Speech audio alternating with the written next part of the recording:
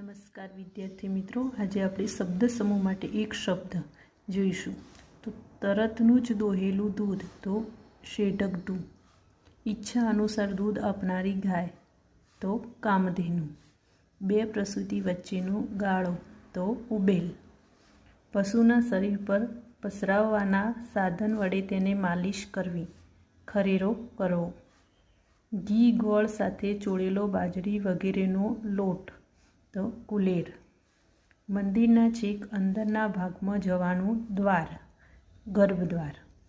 પ્રવેશ માટેનું દ્વાર પ્રવેશ દ્વાર. સાધુનો આશ્રમ મઠ. કોઈની સ્મૃતિમાં બંધાયેલું મંદિર તો સ્મૃતિ મંદિર. મરણ પછીનું મરણોત્તર.